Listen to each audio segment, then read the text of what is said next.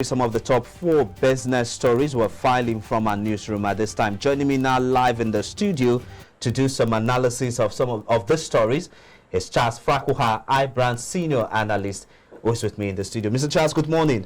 Always a pleasure having you in the studio. Thank you. You've seen the stories, so let's get straight to the conversation. Now, let's start off with the first story we're having here. The NLC is saying that there's a possibility of another strike, industrial action, by 14th of August. That's next week, Monday. Sorry, I think next week, Monday, beg your pardon, if the federal government do not drop the charge against its leaders currently in court. What's your reaction to this? Well, it's, for me, when I heard this yesterday, it sounds so funny. Okay. That Labour wanted to go on strike. Of course, you said you had an existing court order and they went ahead. You met them, and because of that, they suspended the strike. And the same federal government is now saying it's going to continue its contempt charge on those Labour leaders. You know, I agree, yes, law is the law. If you look at it technically, the Labour leaders have flouted the law, and, you know, but again, politically, and for the interest of peace, industrial harmony, I think the federal government has no moral obligation now. It's not morally right for them to continue that contempt charge against Labour leaders. So I think it's very simple. They should just advise their lawyers to withdraw that case. And you can see Labour has now threatened that if that case is not withdrawn from the court, then they will embark on another industrial action on the 14th.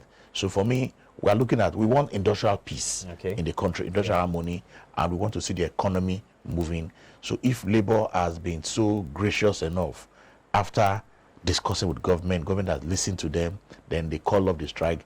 I don't think federal government have any business continuing that case. But don't you think that by allowing by dropping the suit against the Labour, don't you think that this is just a way of promoting injustice in the country when in a situation whereby the rule of law is not being respected, and then there is a court order restraining Labour from going on protest or going on strike, and then they defied that order and they went ahead. Fine, we agree that there is a kind of impasse between the federal government and Labour at the moment.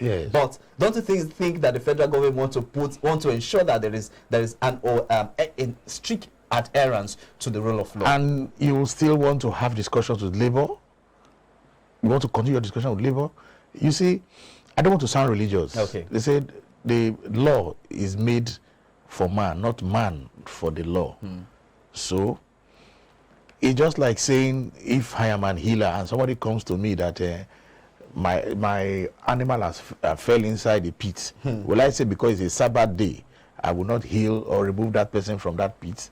You know, I mean, Christ said that specifically. So I don't want to be religious. So for me, I think I'll maintain for industrial harmony and for peace. Let federal government withdraw that case and let Labour don't go on any industrial strike again.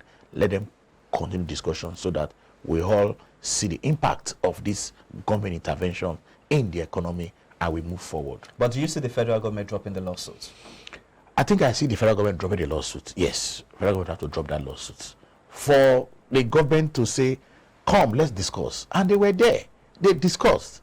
So I think President Tinubu has the listening ear. So he should just advise and tell the Ministry of is it Justice or so? Yeah, Ministry of Justice. To let them withdraw that case. Yes, I would say it's a family matter now. All right. So let's switch focus now to the next story here. So the Manufacturers Association of Nigeria and the Lagos Chamber of Commerce and Industry are calling on the federal government to put more measures in place for businesses to help them cushion the effect of the removal of fuel subsidy. Although they praised the president for the 75 billion that has been put in place to help also strengthen the manufacturing sector. But with what we have now, what more should the federal government be doing to help the organized labor boost productivity, just as a lot of people are complaining about the ripple effect of fuel subsidy removal?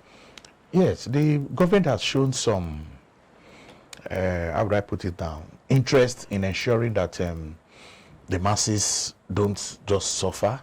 We've heard all the pronouncement. Of course, I mean, you have just mentioned 75 billion and, of course, some monies to attend to almost 75 enterprises and all that, though the organized labor is saying that is not enough to have any significant impact. Agreed.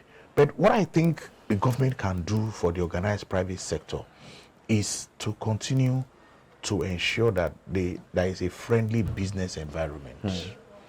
Yes, he told what we were having before, the multiple taxation, let that also be looked into. Of course, we know that there is a committee on tax review and all that is going on. Then the business climate. Then, of course, the government agencies, you know, how they relate to operators in this private sector. Okay. You make them feel that everybody is involved in this nation building, because we need this organized private sector to create employment. Very true. Government cannot do it alone. In fact, we've even been told that government has no business being in business. It's just to create the enabling environment. And that's what I expect government to do now, by way of the policies, by way of intervention. And they have told us all what they want to do. But I think, most importantly, government agencies should be transparent in their dealings with organized private sector. You know, the tax authority should be open so that you can go a step further to encourage and advise some of these businesses, because we know there are so many businesses that are doing quite well, but when it comes to corporate governance, some don't even want to pay tax. Very true. So this is where government, you don't need to use the punitive measures all the time. Let them be aware, let them know, so that if you pay this tax, if they are even owing in terms of tax, you know, you don't just come and slam them, seal the premises. Have a discussion with them.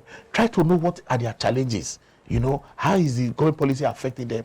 Then you can say, okay, come up with a payment plan in terms of this your taxes that you have been owing before and all that. And you see that more and more business will still continue to remain in business. Because we are talking about sustainable economic growth, which is very key.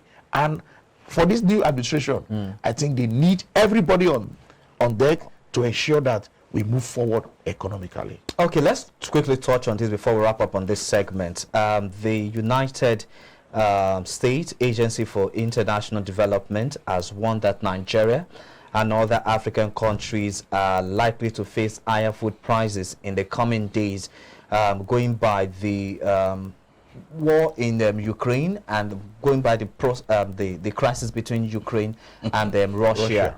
And this is really, really worrisome. Currently now, with the soaring price of food commodities in Nigeria, many households cannot afford to meet up with their 3 square meal demands again. If for any reason this become possible, or it happens, and we're having a higher price of food commodities, Charles, I'm wondering, I'm seriously concerned. What would this impact be on household? Because the price of bag of rice now sells for above 50,000 naira, and it's really, really, really, really, really serious. An issue right now in the country, because people can no longer feed. That's true. Yeah, I so agree with you. What should be the way out for government, and how can we think of other measures to avert this? Advice that I think I will agree with the United States Agency for International Development. Yes, they will give us all this information and all that. They are warning Nigerians and other African countries in terms of the price of food items are already on the high side currently. Now with this situation, but again, my problem is Black Sea, Russia-Ukraine war. Russia have opted out from that agreement, and so initiative. We cannot import grains again, especially wheat, you know, from Russia. I mean, from Ukraine, and that is an issue. I have said this some time ago. A nation that cannot feed itself cannot be a nation. We can locally grow and produce wheat. I'm not saying we grow to exports, but to supply our local demand for bread making. Nigeria can do it. And besides, there are even alternatives to wheat in terms of making bread. Okay. So why can't we explore those other areas instead of just waiting to import from Ukraine?